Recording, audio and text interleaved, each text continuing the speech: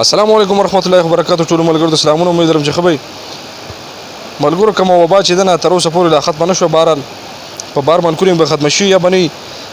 د دې وبا نه به ځان څنګه بچ کړی شو او موږ ته څه کول پکار دي؟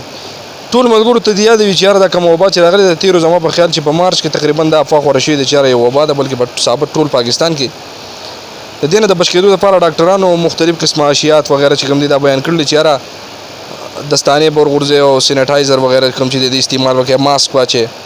اوس په ډېر ملګري چې په دې ګرمۍ کې به ماسک څوک اچوي او لاسپیلې به څوک اچوي، بدله چې سینیټایزر به روزانه څوک دا چې کوم دی په دویم ورځ باندې هغه ختم وي دا به څوک کوي.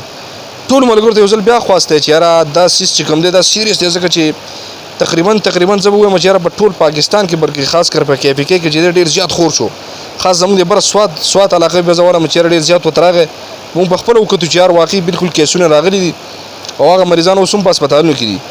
ټولو ملګرو ته صرف خواست دا دی چې یاره د خپل ځان ډېر خیال ساتئ، سینیټایزر استعمالوئ. بلکل سینیټایزر ته هم بلکل ضرورت نشته. زه به ووایم ماسک چې دی نو کله تاسو ګڼې ګورې ځای ته ځئ، مثال په طور یو جنازه شو د الله مکه تاسو یا ښادۍ له ځئ هلته کې په هغه ځای کې تاسو د ملګرو سره په شراکت کې روان یې نو لږه فشان فاصله کله که یو ملګري چې ته افرنجي وغیره کو د دغه نه ډېر ملګري دا ټوکې غوندې ګڼي یاره چې فرنجي کوي دا پته کې دا مرض دی دغه نه لرې تښتي. نه بلکل داسې نه ده.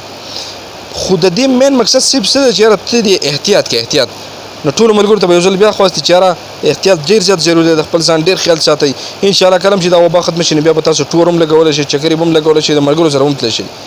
نو یو ځل ورته بیا یاد کړو چې یاره د خپل ځان ډېر خیال ساتئ.